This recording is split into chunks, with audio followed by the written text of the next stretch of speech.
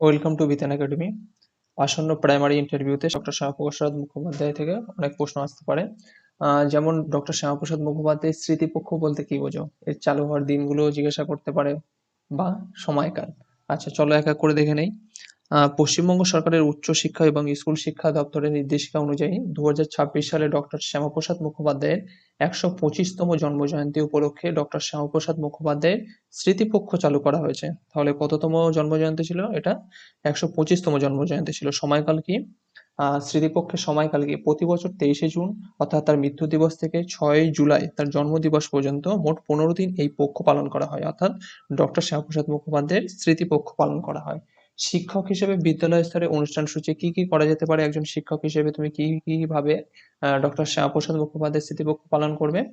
স্মরণ ও মাল্যদান করা যেতে পারে, যেমন যেদিন উদ্বোধনী দিনে 23শে জুন অর্থাৎ 23শে জুন সকালে প্রার্থনা সভায় তার প্রতিকৃতিতে মাল্যদান, নীরবতা পালন এবং প্রধান শিক্ষকের সংক্ষিপ্ত উদ্বোধনী ভাষণ।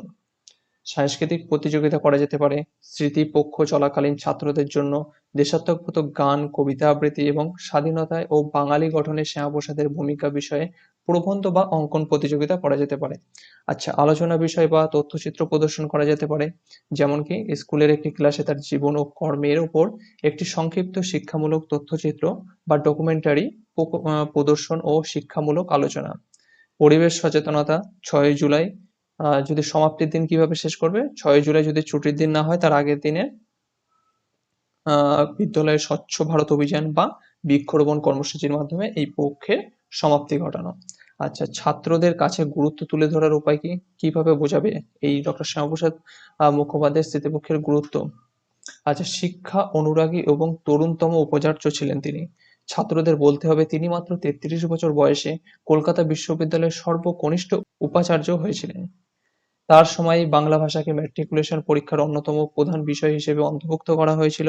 পশ্চিমবঙ্গের স্রষ্টা দেশভাগের সময় হিন্দু প্রধান অংশকে নিয়ে আজকের পশ্চিমবঙ্গ রাজ্য গঠনে তার যে অসামান্য রাজনৈতিক অবদান ছিল তা সহজ ভাষায় গল্পের মতো করে ছাত্রদের বোঝাতে হবে। দেশপ্রেম ও জাতীয় সংহতি, কাশ্মীরি নীতি এবং এক দেশে দুই বিধান, দুই প্রধান, দুই নিশান চলবে না, এই স্লোগানের মাধ্যমে ভারতের অখণ্ডতা রক্ষায় তার আত্মত্যাগের কথা ছাত্রদের সামনে তুলে ধরতে হবে, যাতে তাদের মধ্যে দেশপ্রেম জেগে ওঠে। কেমন? ওকে, নেক্সট কি আছে দেখা যাক। তাহলে আমাদের কি ইউসিসিটাও জানতে হবে আমাদের, ইউনিফর্ম সিভিল কোড অর্থাৎ ইউসিসি। আচ্ছা, যদি ইউসিসির ফুল ফর্ম বলে কি বলবে? Uniform civil code. আচ্ছা, ইউসিসি বিল কি?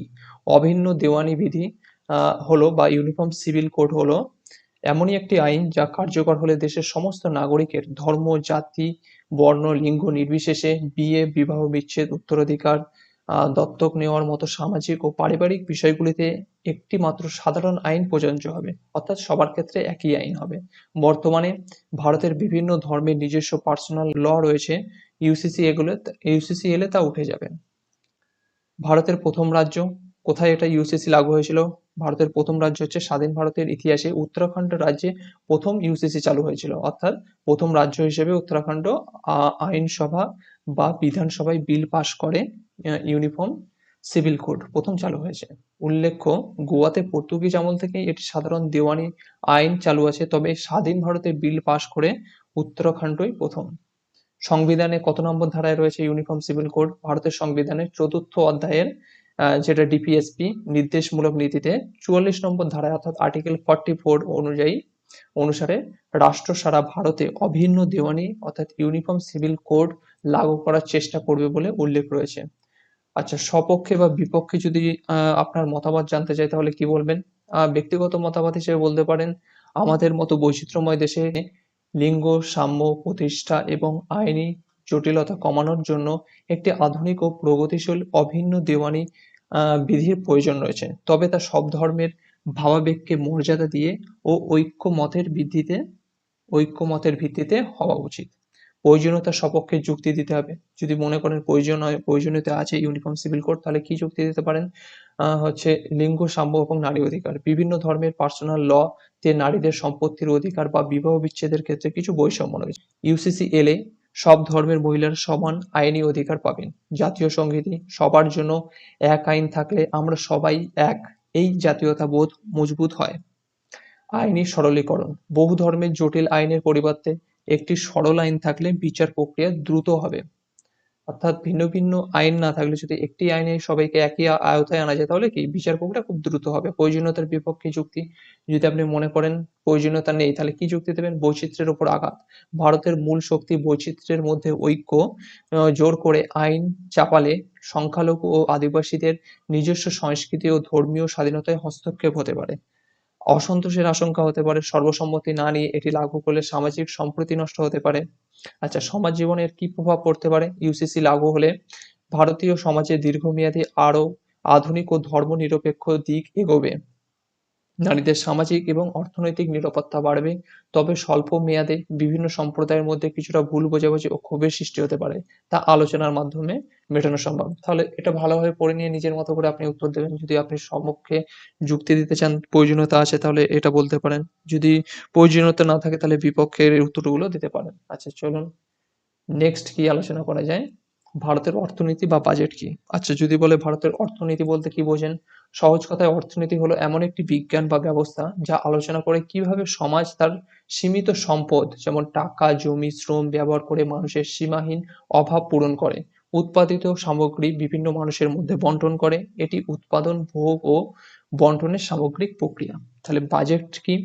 বাজেট হলো একটি নির্দিষ্ট আর্থিক বছরের জন্য সরকারের আনুমানিক আয় এবং ব্যয়ের একটি আগাম খতিয়ান বা আর্থিক পরিকল্পনা। ভারতীয় সংবিধানে একে বার্ষিক আর্থিক বিবরণী বা অ্যানুয়াল ফাইন্যান্সিয়াল স্টেটমেন্ট বলা হয়েছে। অর্থনীতির সাথে বাজেটের সম্পর্ক যদি জিজ্ঞাসা করে কি সম্পর্ক রয়েছে, তাহলে বাজেট হলো কোনো দেশের অর্থনৈতিক পরিচালনার মূল চালিকা শক্তি। বাজেটের মাধ্যমে সরকার ঠিক করে দেশের অর্থনৈতিক প্রবৃদ্ধি কিভাবে হবে, কোন ক্ষেত্রে যেমন শিক্ষা, স্বাস্থ্য, প্রতিরক্ষা কত টাকা খরচ করা হবে তা বাজেটে ঠিক করা হয়, যা সরাসরি দেশের অর্থনীতিকে প্রভাবিত করে। কর বা ট্যাক্স বাড়ানো বা কমানোর মাধ্যমে বাজেট সাধারণ মানুষের ক্রয় ক্ষমতা এবং বাজারের মুদ্রাস্ফীতি নিয়ন্ত্রণ করে। আচ্ছা, বাজেট অধিবেশন কি? আচ্ছা, বাজেট সেশন হলো কি বলতো? সংসদ বা বিধানসভায় যে নির্দিষ্ট অধিবেশনে সরকারের বার্ষিক বাজেট পেশ করা হয় তার উপর আলোচনা এবং ভোটাভুটি চলে, তাকে বাজেট অধিবেশন বলে। এটি সাধারণত বছরের প্রথম অধিবেশন হয়, ফেব্রুয়ারি-মার্চ নাগাদ হয়। আচ্ছা, পশ্চিমবঙ্গে কোন সময় বাজেট পেশ করা হয়? পশ্চিমবঙ্গে সাধারণত ফেব্রুয়ারি মাসের প্রথম বা দ্বিতীয় সপ্তাহে রাজ্য বিধানসভায় বাজেট পেশ করা হয়। কে পেশ করেন?